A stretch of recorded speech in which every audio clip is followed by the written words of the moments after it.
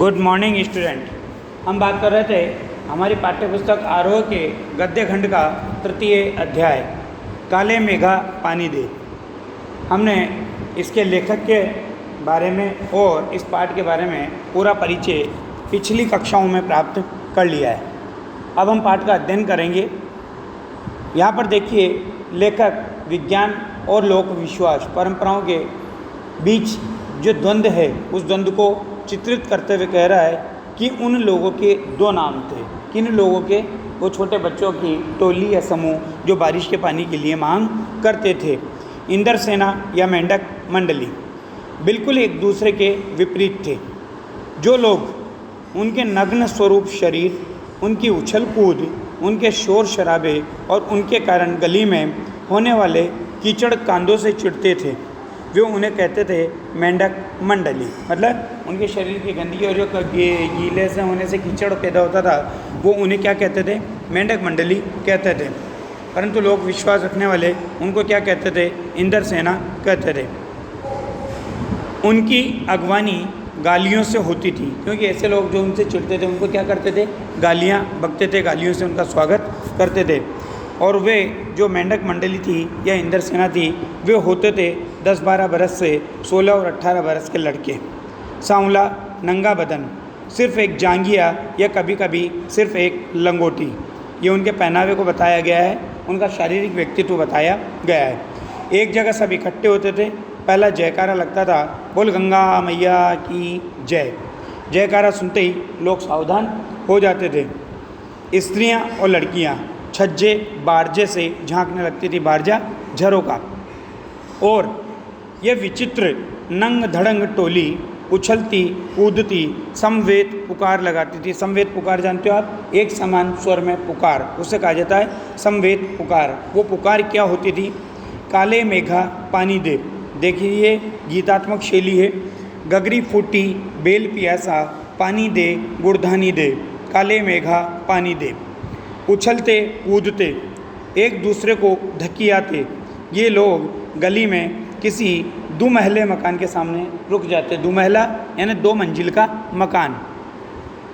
और क्या कहते हैं उनको? पानी दे मैया इंद्र सेना आइए। और जिन घरों में आखिर जेठ का महीना, ये मई जून का जो जून का महीना होता है वो जेठ का महीना कहलाता है, या शुरू आषाढ़ के उन सूखे दिनों में पानी की कमी भी होती थी। जिन घरों के कुएं भी सूखे होते थे उन घरों से भी सहेज कर रखे हुए पानी में से बाल्टी या घड़े भर भर कर इन बच्चों को सर से पैर तक तर कर दिया जाता था। तर करना अर्थात गीला कर दिया जाता था। ये काम कौन करता था? जो लोक परंपराओं पर विश्वास रखते थे, जो उस इंद्र सेना पर विश्वास रखते थे। ये भीगे बदन मिट्टी में लोट लगाते थे। पानी फेंकने से पैदा हुए कीचड़ में लथपथ हो जाते थे।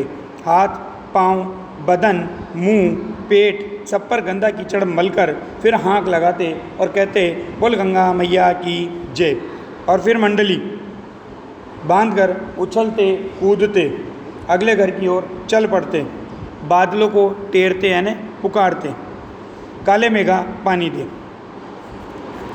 वे सचमुच ऐसे दिन होते जब गली मोहल्ला, गांव, शहर, हर जगह लोग गर्मी में भून भून कर त्राहिमाम कर रहे होते, अर्थात गर्मी से पीड़ित होते, आकुल व्याकुल और बेचैन होते। उस समय की बात है। जेठ के 10 तपा बीतकर आषाढ़ का पहला पखवाड़ा भी बीत चुका होता। 10 तपा जेठ के आखिरी के जो 10 दिन होते हैं वो बुरी तरह तपते हैं, उसे 10 तपा कहा जाता है। हमारे यहाँ राजस्थान में उसे 9 तपा कहा जाता है। पर क्षितिज वह स्थान जहाँ पर धरती और आकाश का मिलन होता हुआ दिखाई देता है, उसे क्षितिज कहा जाता है। क्षितिज पर कई बादल की रेखा भी नहीं दिखती होती। कुएं सूखने लगते। नलों में एक तो बहुत कम पानी आता, और आता भी तो आधी रात को आता, और वो भी मानो खोलता हुआ पानी हो, यानी भीषण गर्मी से वो पानी भी पूरी तरह गर्म हो जाता। शहरों की तुलना में गाँव में और भी हालत खराब होती थी। जहाँ जुताई होनी चाहिए वहाँ खेतों की मिट्टी सूखकर पत्थर हो जाती, क्योंकि बारिश नहीं होती तो मिट्टी की नमी भाप बन करके उड़ जाती और धूप से सूखने के कारण वो मिट्टी सूख करके पत्थर हो जाती। फिर उसमें पपड़ी पड़कर ज़मीन फटने लगती। लू ऐसी चलते चलते आदमी आधे रास्ते में लू खाकर गिर पड़े। ढोर ढंगर जानवर प्यास के मारे मरने लगते, लेकिन बारिश का कहीं नाम निशान नहीं। ऐसे में पूजा पाठ कथा विधान सब करके लोग जब हार जाते, तब अंतिम उपाय के रूप में निकलती थी ये इंद्र सेना। अब यहाँ पर देखिए, सब ये लोक विश्वास और परंपराएं बताइए कि लोग बारिश के लिए क्या करते हैं, पूजा पाठ करते हैं, कथा विधान करते हैं, यज्ञ करते हैं और यहाँ तक कि कुएं वगैरह बना करके भी बांटते हैं। लेकिन जब इन सबसे भी बारिश नहीं होती तो आखिरी में बारिश की आखिरी उम्मीद के रूप में कौन निकलती थी? ये इंद्र सेना निकलती थी।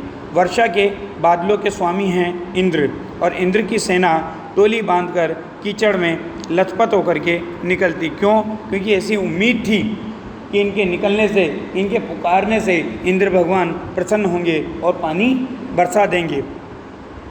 पुकारते हुए मेघों को, पानी मांगते हुए प्यासे गलों और सूखे खेतों के लिए, पानी की आशा पर जैसे सारा जीवन आकर टिक गया हो।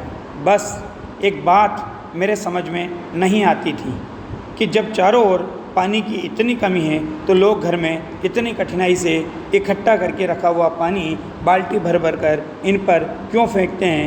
कैसी निर्मम बर्बादी है पानी की। ये देखिए, लेखक का दृष्टिकोण बताया, क्योंकि लेखक ने स्वयं के जीवन का ये अध्याय के रूप में चित्रण किया है। और लेखक आज के युग का वैज्ञानिक दृष्टिकोण रखने वाला बालक था। साथ ही आर्य समाजी संस्कार उसमें आ चुके थे, उपमंत्री बनाया जा चुका था, तो समाज सुधार का बीड़ा भी उसका था। देश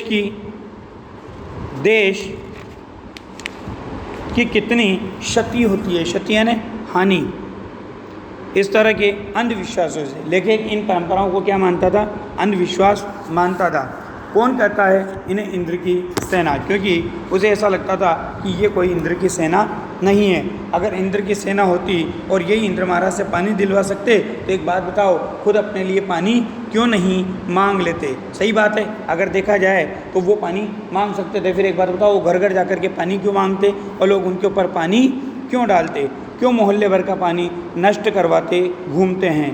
नहीं, यह सब पाखंड है, अंधविश्वास है। और ऐसे ही अंधविश्वासों के कारण हम अंग्रेज़ों से पिछड़ गए और गुलाम बन गए। ऐसा किसका मानना है? लेखक का मानना है, क्योंकि वो इन अंधविश्वासों को भारत के पिछड़ने का मूल कारण मानता है। भारत की गुलामी का मूल कारण इन लोक परंपराओं, रीति रिवाजों और अंधविश्वासों को मानता है। और भारत की अशिक्षा के ऊपर वो व्यंग्य करता है कि भारतीय क्या है, आध्यात्मिक आस्था रखते हुए, धर्म के प्रति आस्था रखते हुए, सभी देवी देवताओं के प्रति आस्था रखते हुए क्या करते हैं? ऐसे अंधविश्वासों को जन्म देते हैं, इनको बढ़ावा देते हैं और इनका पालन करते रहते हैं। लेकिन लेखक जो पढ़ा लिखा था, वैज्ञानिक दृष्टिकोण उसका आ चुका था, आर्य समाज के संस्कार उसमें आ चुके थे, वो क्या चाहता था? वो चाहता था कि इस तरह के अंधविश्वासों से समाज मुक्त हो, क्योंकि उसने आर्य समाज में रहते हुए समाज सुधार का बीड़ा उठाया था। धन्यवाद।